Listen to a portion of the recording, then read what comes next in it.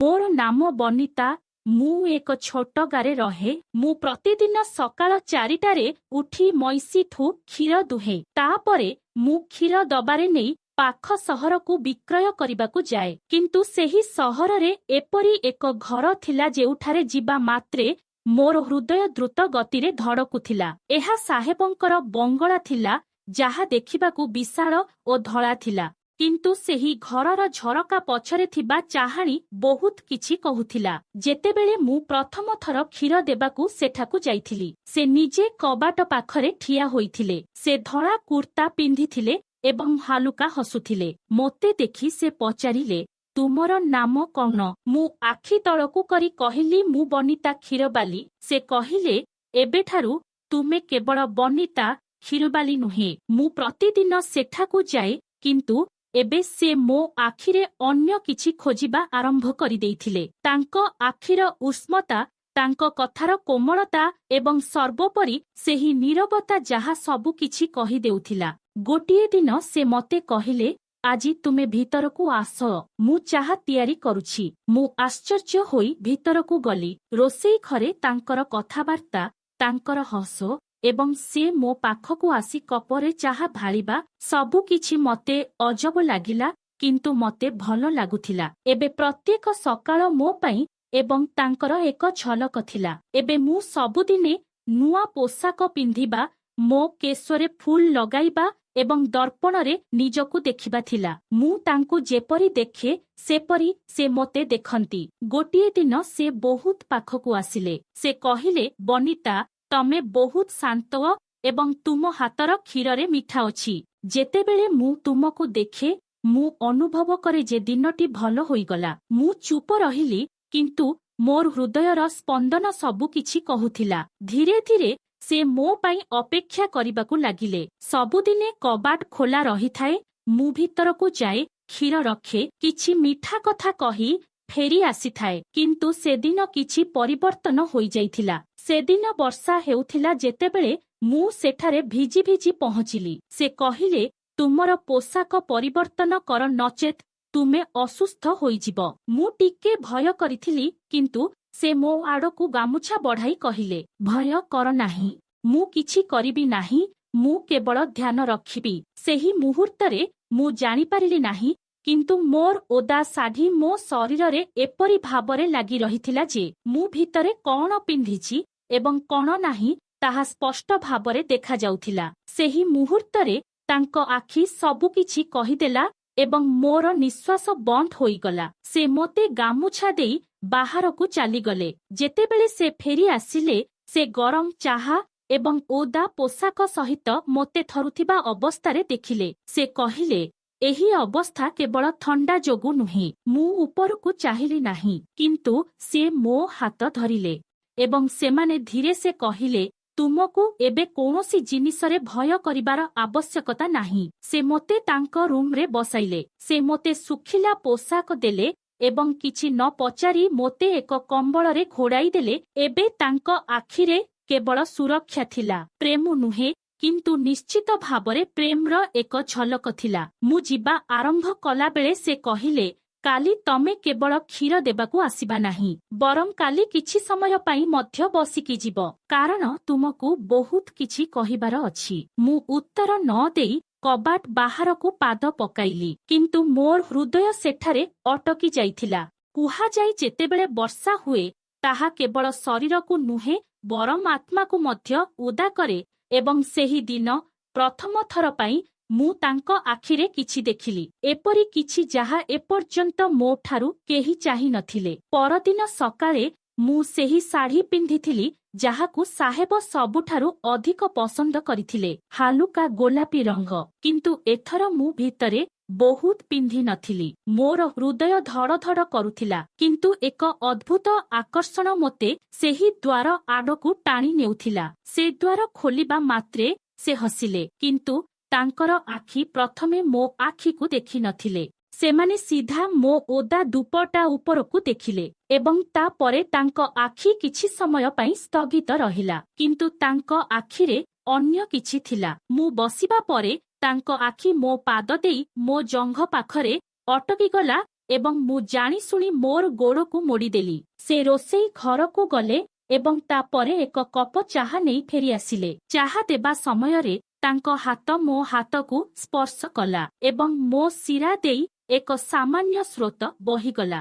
ମୁଁ ଆଖି ତଳକୁ କରିଦେଲି, କିନ୍ତୁ ସେ କହିଲେ, ବନିତା, ମୁଁ ଯଦି ତୁମ ପାଖକୁ ବହୁତ ପାଖକୁ ଯାଏ ତେବେ ତୁମର କିଛି ଆପତ୍ତି ଅଛି କି? ଶୁଣିକି ମୋ ଓଠ ଶୁଖିଗଲା। ମୁଁ କିଛି କହିଲି ନାହିଁ। ମୁଁ କେବଳ ଚୁପଚାପ ଚାହା ପିଇଲି। ସେ ଆସି ମୋ ପାଖରେ ବସିଲେ। ତାଙ୍କ ଉତ୍ତାପ ମୋ ଶାଢ଼ୀ ମଧ୍ୟ ଦେଇ ମୋ ଶରୀରରେ ପହଞ୍ଚି ଯାଉଥିଲା। ତାପରେ ହଠାତ୍ ତାଙ୍କ ଆଙ୍ଗୁଠିଗୁଡ଼ିକ ମୋ କେଶ ସହିତ ଖେଳିବାକୁ ଲାଗିଲା ଏବଂ କହିଲେ, ବେଳେବେଳେ ତୁମର କେଶ ଖୋଲା ରଖ।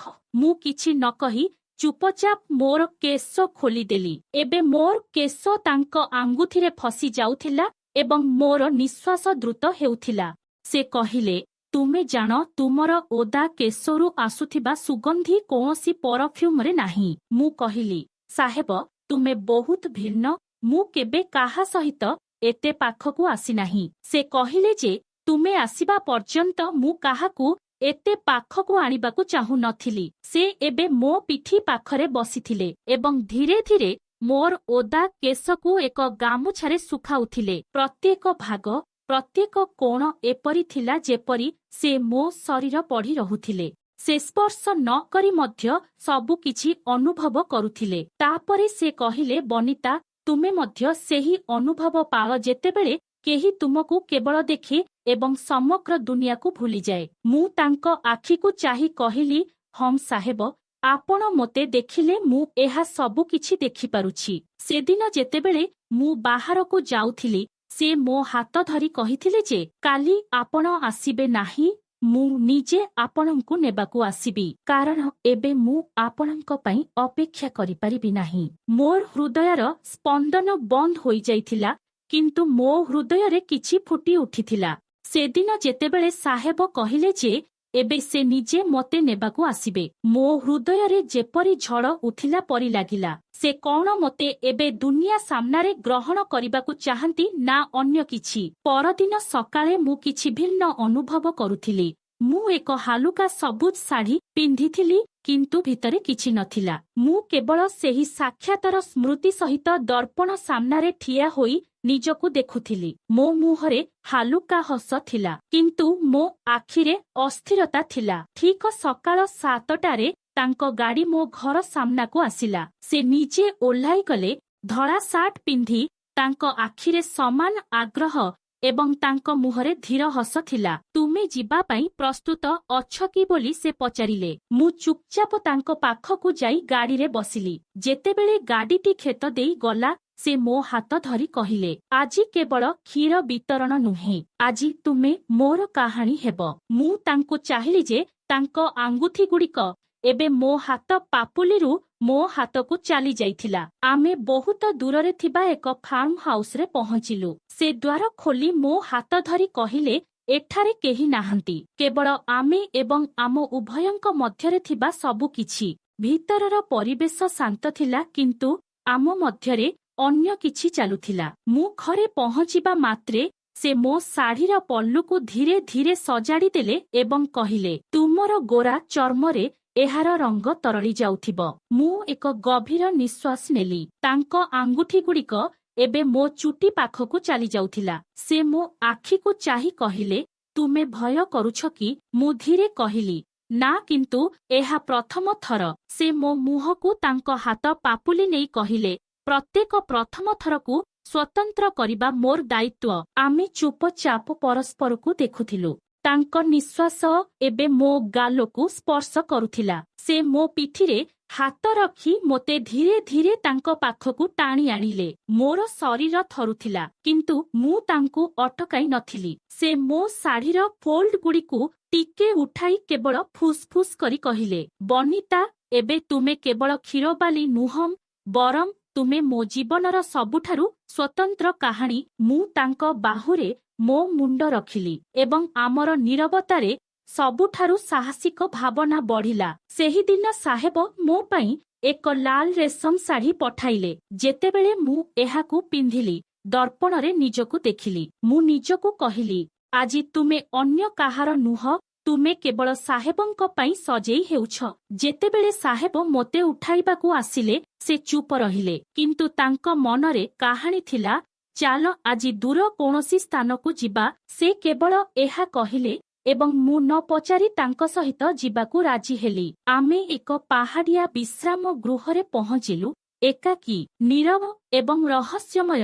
ସେ ମୋ ଶାଢ଼ୀର ପଲ୍ଲୁ ହାତରେ ଧରି କହିଲେ ଯେ ଏହି ରଙ୍ଗ ତୁମକୁ ବଢ଼ିଆ ମାନିଥାଏ। ମୋ ଶରୀର ଉପରେ ତାଙ୍କ ଆଙ୍ଗୁଠିର ପ୍ରତ୍ୟେକ ଗତି ଏହାକୁ ସ୍ପର୍ଶ କରୁଥିବା ଗୀତ ପରିଥିଲା। ବିଶ୍ରାମ ଗୃହ ଭିତରେ ଏକ ବଡ଼ ଦର୍ପଣ ଥିଲା। ମୁଁ ଏଥିରେ ନିଜକୁ ଦେଖିଲି ଏବଂ ତାପରେ ମୁଁ ତାଙ୍କୁ ଦେଖିଲି। ସେ ମୋ ପିଠି ପାଖକୁ ଆସି ମୋ କେଶକୁ ପଛକୁ ଠେଲି ଫିସ୍ଫିସ୍ କରି କହିଲେ, ତୁମ ବେକରେ ହାଲୁକା ଝାଳ ହେଉଛି, ମୁଁ ପୋଛି ଦେଉଛି। ନୀରବତାରେ ସାହେବ ଏକ ମହମବତୀ ଜାଳିଲେ। ସେହି ଆଲୋକରେ ସେ ମୋ ହାତର ହାତ ଧରି କହିଲେ, ଆଜି ଯଦି ମୁଁ କହେ ଯେ ତୁମେ ସାରା ଜୀବନ ମୋ ସହିତ ରହିବ, ତୁମେ କ'ଣ ମନା କରିବ? ମୁଁ ତାଙ୍କ ଓଠରେ ଆଙ୍ଗୁଠି ରଖିଲି। କେବଳ ଏତିକି କୁହ ଯେ ମୁଁ ତୁମ ପାଇଁ ମୋ ଜୀବନ ଛାଡ଼ିଦେବି। ଆମେ ଦୁହେଁ ପରସ୍ପର ପାଖରେ ବସିଥିଲୁ, ପରସ୍ପରର ନିଶ୍ୱାସରେ ବୁଡ଼ି ରହିଲୁ। ସେ ମୋ ମୁଣ୍ଡକୁ ତାଙ୍କ କୋଳରେ ରଖି କହିଲେ, ତୁମେ ଆଉ କ୍ଷୀର ଦାସୀ ନୁହଁ, ତୁମେ ମୋ ଜୀବନର ସବୁଠାରୁ କୋମଳ ସ୍ୱପ୍ନ। ସେହି ରାତିରେ ଯେତେବେଳେ ମେଘ ଘଡ଼ଘଡ଼ି କଲା ଏବଂ ବିଜୁଳି ମାରିଲା, ମୁଁ ନିଜକୁ ସାହେବଙ୍କ ବାହୁରେ କଡ଼ା କରି କହିଲି, ତୁମେ ମୋତେ ଦୁନିଆ ସାମ୍ନାରେ ଗ୍ରହଣ କରିପାରିଲେ ମଧ୍ୟ ମୁଁ ତଥାପି ତୁମର ରହିବି।